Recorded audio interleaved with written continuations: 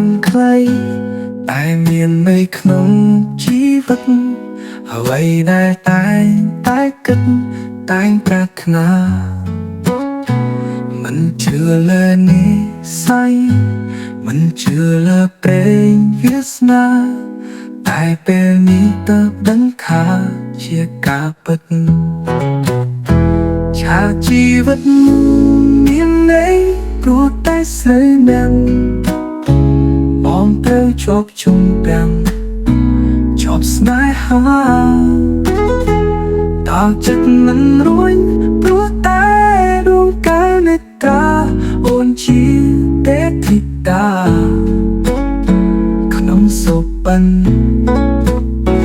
សម្រស់ទេពអប្សរមិនអោដូចអូនឡើយ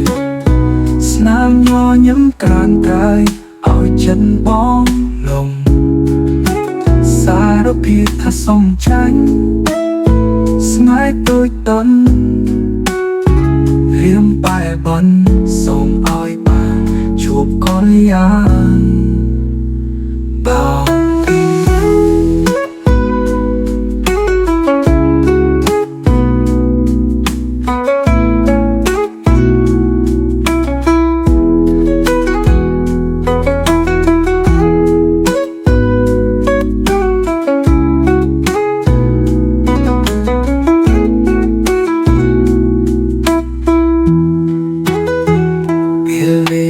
សែនខ្លី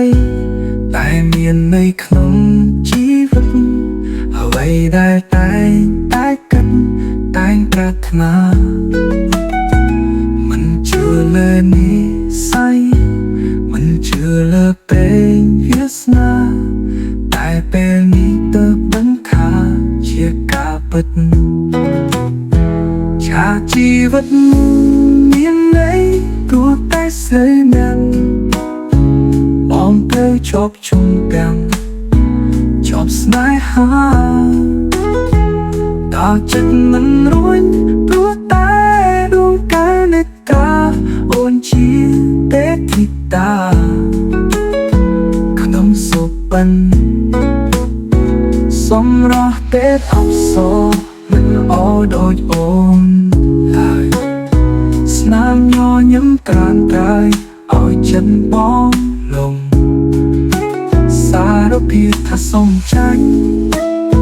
ស្នេហ៍ទូចតន់រៀមបែបនសូមឲ្យបានជួបកលយា